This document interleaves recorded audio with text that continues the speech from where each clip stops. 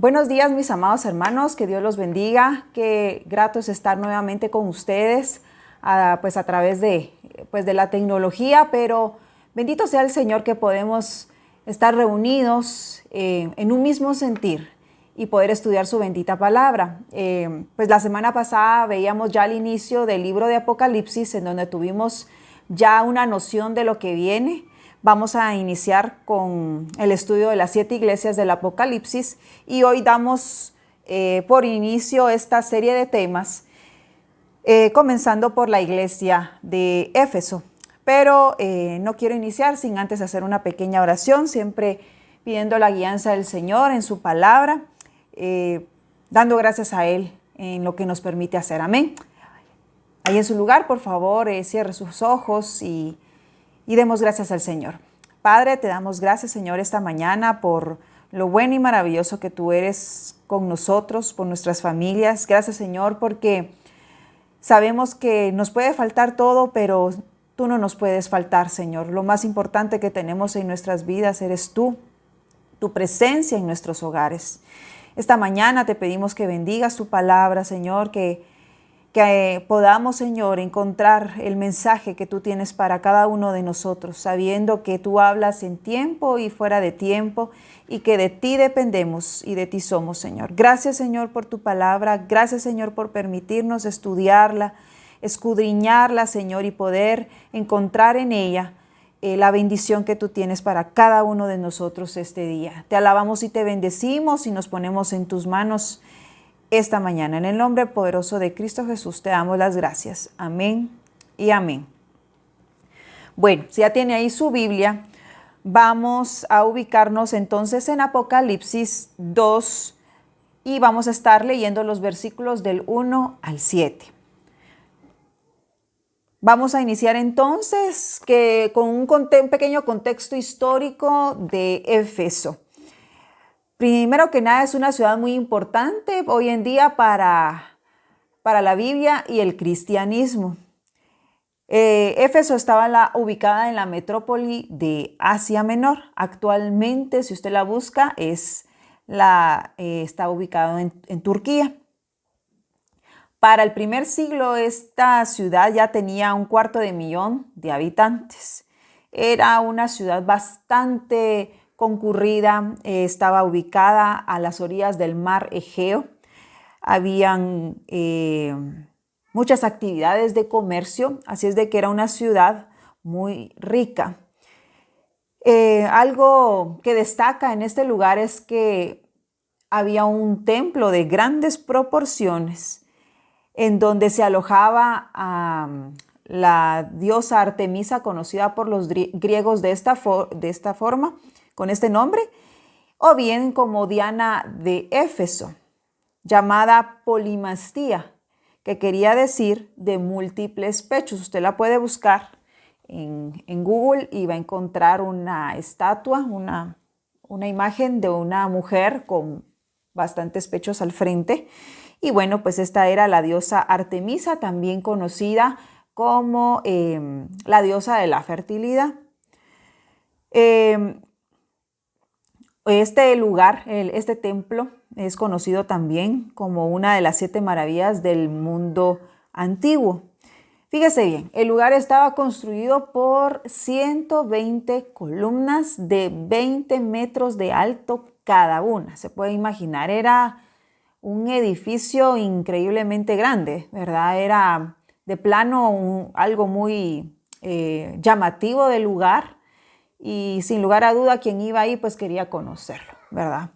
Sin embargo, yo, de acuerdo a lo que leía, me ponía a ver cómo hoy por hoy, si usted la busca el lugar, su majestuosidad fue reducida a una sola columna.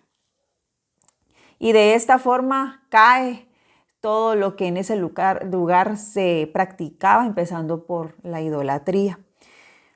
Un dato importante de este lugar es de que era atendido por prostitutas. Así es de que si usted quería llegar y hacer una ofrenda a la diosa de la fertilidad, primero la persona que llegaba debía acostarse con una prostituta y después podía pasar a realizar su ofrenda. Una práctica bastante normal para el lugar, ya que estas prácticas como la maldad, la corrupción y el paganismo eran algo que se podía ver a simple vista. Así es de que no era nada del otro mundo. Estaban acostumbrados a eso.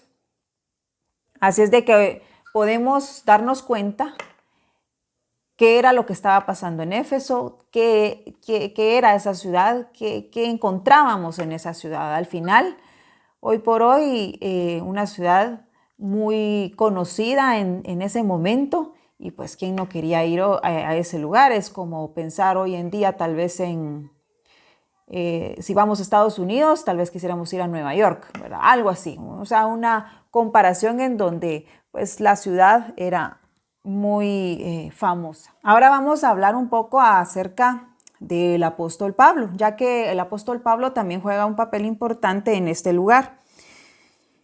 Con toda la información que anteriormente les di, el apóstol Pablo, llega a esta ciudad y abre una iglesia predicando el evangelio a toda criatura, sin distinción de nada. Todos tenían derecho a recibir el evangelio de salvación, pero dependía de cada quien recibirlo o no. Pasa en este lugar 2 años y deja la iglesia a cargo de Aquila y Priscila. Anteriormente también pudimos estudiar cómo Timoteo también es comisionado por el apóstol Pablo para fortalecer la doctrina en esta ciudad.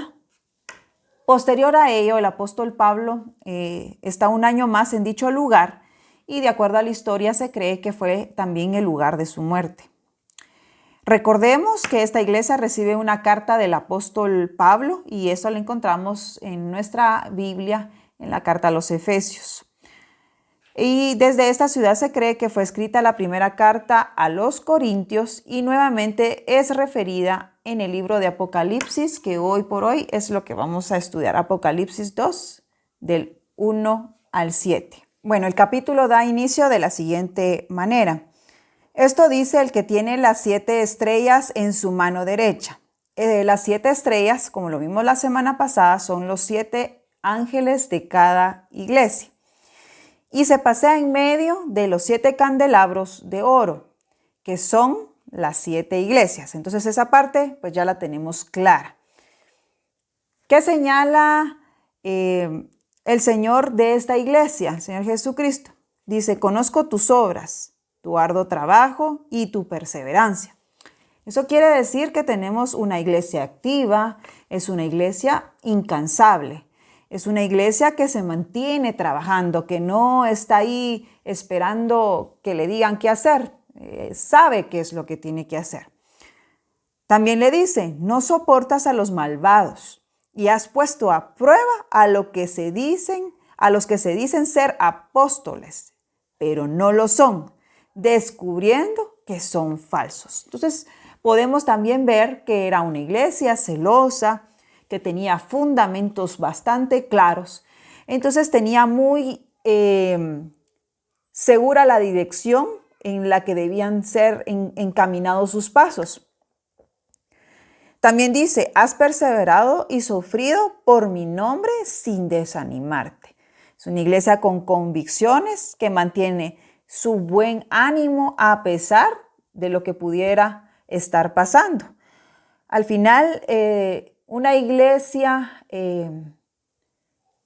establecida en un lugar de alta corrupción donde había mucho paganismo, prácticas que no eran agradables ante los ojos de Dios, y aún así es instituida en este lugar. Había gente que quería hacer bien las cosas. Sin embargo, dice la palabra en el versículo 4, tengo contra ti que has abandonado tu primer amor. ¿Esto con qué tiene que ver? Pues tiene que ver con las prioridades que manejaba esta iglesia. Nosotros podemos pensar que son las prioridades con las que manejamos también nuestra vida. ¿Qué ocupa el primer lugar en nuestra vida? Es una pregunta que debemos hacernos.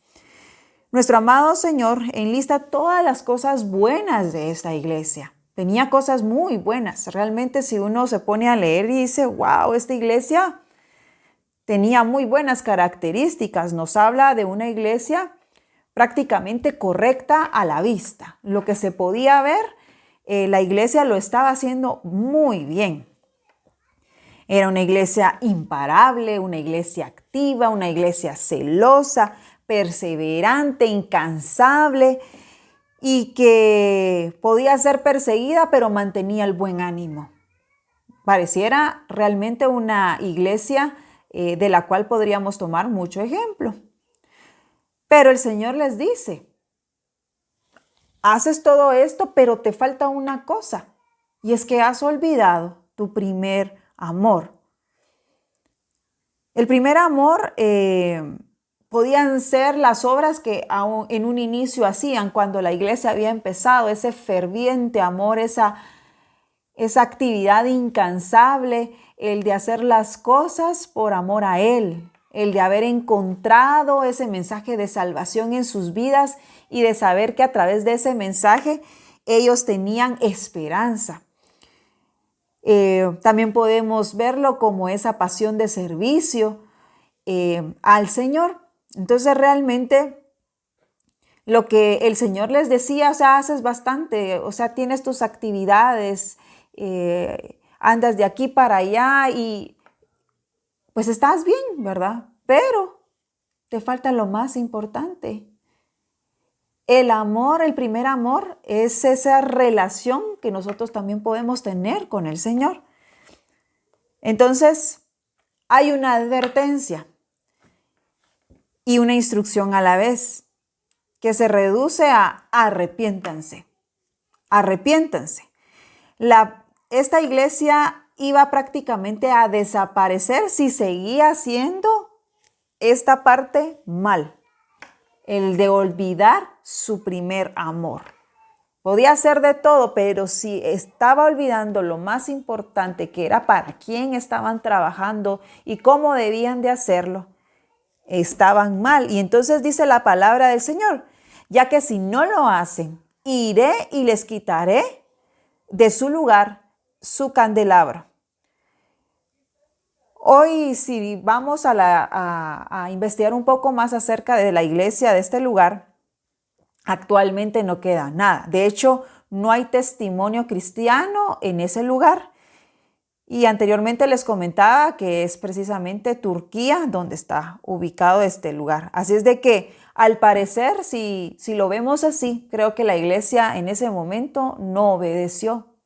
Y por eso es que no hay nada en ese lugar. Entonces es algo bien importante que debemos de ponerle mucha atención para el mensaje de esta mañana. Más adelante dice, tienes a tu favor algo, y es que aborreces las prácticas de los nicolaítas, las cuales yo también aborrezco. Existen varias corrientes acerca de las prácticas de los nicolaítas, voy a mencionarles dos. Los nicolaítas vienen del griego que quiere decir seguidores de Nicolás, que era un dirigente de esa época que inducía a la iglesia a realizar otro tipo de prácticas, no las que estaban instituidas por medio de la palabra del Señor, sino que lo que quería era desviar la atención de la iglesia y hacerla a su gusto y antojo. Por otro lado, tenemos el término nicolaítas, su raíz en dos palabras griegas que quieren decir Nico, Laos, que quiere decir conquistar o estar sobre otros. Laos significa pueblo, gente común, y es la raíz de la palabra laico, dando a entender que es una especie de jerarquía en la iglesia primitiva cuando sabemos que la única cabeza de la iglesia es Cristo, hasta el día de hoy y para siempre. No hay apóstol, no hay pastor, no hay maestro, no hay evangelista, no hay nadie que esté sobre el nombre de Cristo. Y eso es algo que usted y yo debemos de tener claro en nuestra vida como cristianos. La única cabeza de la iglesia es nuestro amado Señor Jesucristo. Entonces vemos cómo la iglesia recibe una advertencia. El Señor les dice, arrepiéntanse. Pero al mismo tiempo les da una promesa. El versículo 7 dice, el que tenga oídos, que oiga lo que el Espíritu dice a las iglesias. al que salga vencedor, le daré derecho a comer del árbol de la vida, que está en el paraíso de Dios. Si usted quiere ver dónde se encuentra este árbol de la vida, Apocalipsis 22:2, en la revelación que también el apóstol Juan recibe, está ubicado en la Nueva Jerusalén. Así es de que prácticamente la promesa era: sean obedientes en esto, corrijan esta parte, todo lo que están haciendo está muy bien, están haciéndolo bien, pero les hace falta esto, que debe ser el cimiento de todo lo que hacen, ¿verdad? Sin este cimiento no van a poder seguir avanzando, porque esto es lo más importante para mí. Y con ello, si lo corrigen, entonces ustedes estarán conmigo en la Nueva Jerusalén. Pero si nos vamos a investigar un poco acerca de este lugar, hoy por hoy no hay absolutamente nada, solo lo podemos ver como un lugar turístico a donde llega mucha gente, pero todo está entre ruinas. De hecho, no hay testimonio cristiano cercano a ese lugar, así es de que podemos deducir que la iglesia no hizo caso, no fue obediente. Por tal razón fue completamente destruida. Y bueno, ¿qué podemos aprender esta mañana de esta porción de la palabra? Primero, mi amado hermano, es que volvamos a la escritura, volvamos a la lectura, volvamos a tener esa relación constante con nuestro amado Señor. Y no solo cuando nos recordemos o cuando tengamos necesidad, sino esa necesidad de estar en comunicación con Él siempre, de leer su bendita palabra, porque Él nos va a hablar a través de su palabra, nos va a hablar por medio de esa relación constante que tengamos con Él.